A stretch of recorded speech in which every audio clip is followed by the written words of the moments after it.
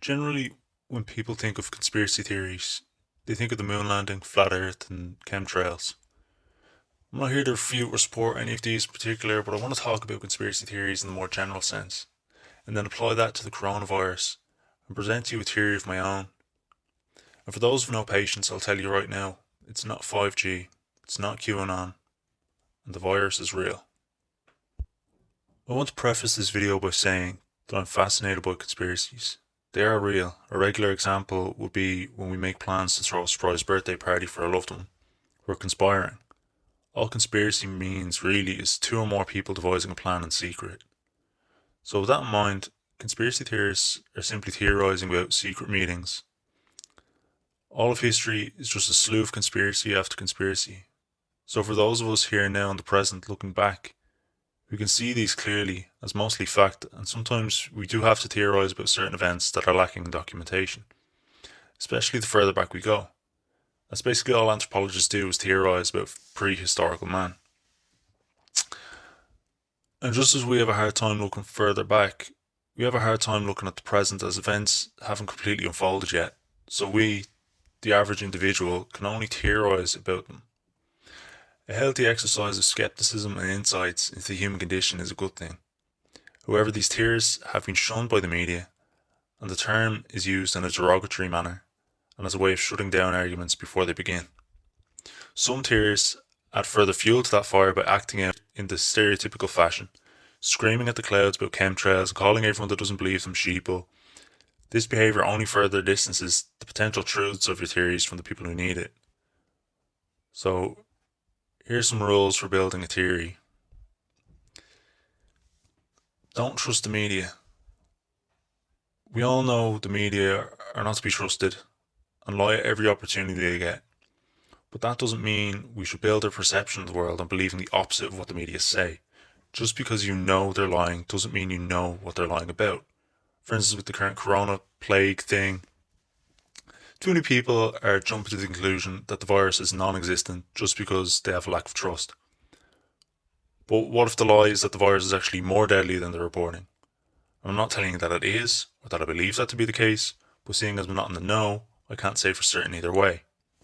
Another thing we can't fall victim to is believing in the heroes and the villains they provide for us. They understand the human mind works through stories. We build stories and narratives to make sense of our lives. The story of our past tells us how we got to the present and where we want to go. So they give us villains and heroes to put our energy into. One man's villain is another man's hero. And so we start forming camps and getting stuck debating about who the good guy is, while the true villains who created that narrative use the distraction to steal our rights, money, and our futures away from us. Don't get caught in their traps. The next rule is a given and it's an extension on top of that, but it's don't trust your government. The state is not there to lead you, it's not there to protect you. You're the working class and they're the management class. All the government is there to do is to manage a certain area's infrastructure and finances. Ultimately, though, governments always become corrupted by those who want to control the infrastructure in order to siphon off funding from those finances, aka your taxes. Whatever they do, they benefit in some way by gaining leverage to further feed their appetites. And that's just the way it is. And the third thing is to trust your intuition. I have a personally held belief that the Holy Spirit is within us and is constantly pulling us towards the truth being God in His right way. Only by being still and listening to the voiceless voice can we hear, or it almost feels like remembering something that I've forgotten. It's hard to explain, but you just have a revelation. You just sort of know something is true, even if you don't know.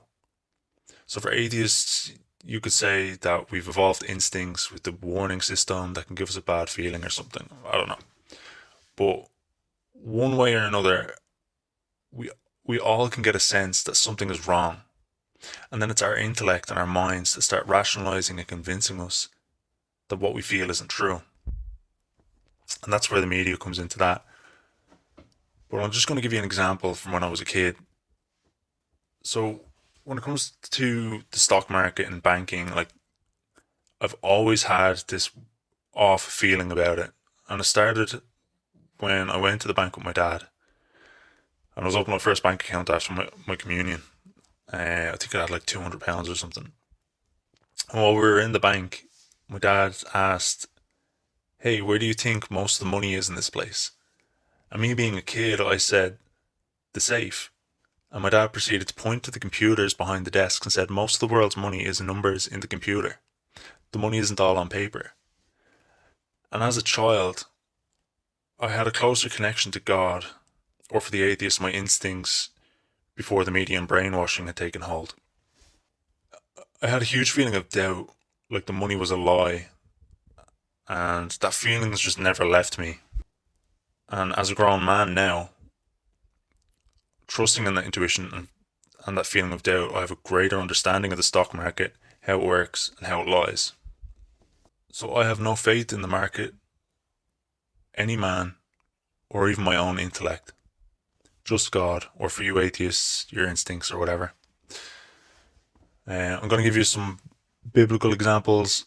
Don't hate me, but I think they're very fitting for this. So Jesus said in Matthew 18:3, "Amen, I say to you, unless you be converted and become as little children, you shall not enter into the kingdom of heaven." And that's further expanded by Paul in 1 Corinthians 14:20. Not to mean be childlike in the mental state, but to be innocent to evil. And in doing so, you can recognize it when it presents itself, and you can see that something is wrong. So an application here, be like a child and follow your intuition and your logic, or you'll never know the truth. Ultimately, we can't know what the truth is.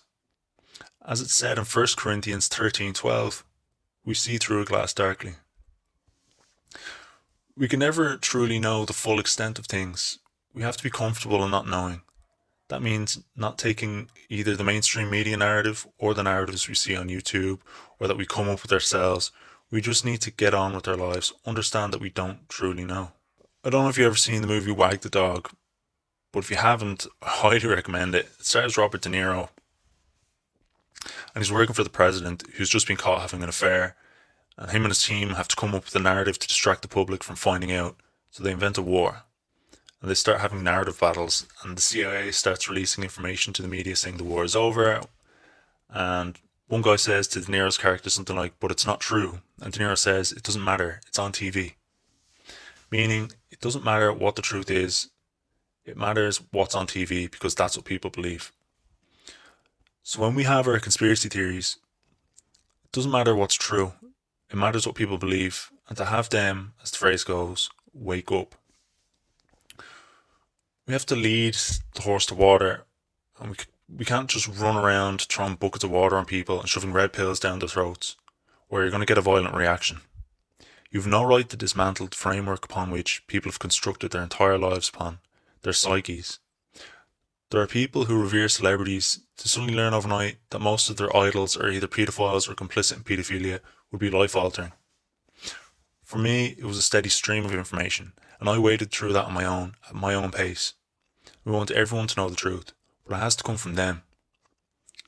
So I will say to you, plant seeds of truth, just as Jesus did, and plant them indiscriminately, and they'll fall on the wayside, on rocky soil, some that are overgrown with weeds, and some with fertile soil. And the first three will fail, but the one that lands on the right spot will thrive and produce more seed and spread and so on. Do what you can, speak the truth at all times, but be aware that most people are either devoid of fertility or are overgrown with weeds. Let them go and welcome them if and when they arrive on our side. There's no room for ego, and I told you so's in truth. Now, as promised, my current working corona theory, and some of these things have already started breaking, like Dr. Anthony Fauci. We'll get into him in a minute, but my theory is not fantastical or romantic. There's no secret organizations plotting to kill your children or anything. Just a random event that started moving a lot of pieces. So, in the beginning, there was the stock market, infinitely growing, banks infinitely creating new money through interest on loans, a pile of kindling growing year by year. It caught up back in 2008, but they put the fire out instead of clearing out the kindling, and since then, it's just been growing and growing and growing, until it would eventually collapse under its own weight, until some external spark ignited it. And then there was a level 4 viral research lab in Wuhan studying bat coronaviruses. I believe they're studying the viruses innocently in an attempt to learn more about them and to create potential vaccines for potential mutations in the future. And they use gain of function practices on these viruses so they become more viral than they would ever become in nature to speed up their research. At some point, a military official created another branch of research into the military applications of coronaviruses. One of the technicians accidentally got sick, spread the virus outside the lab, and the Chinese government attempted to cover it up.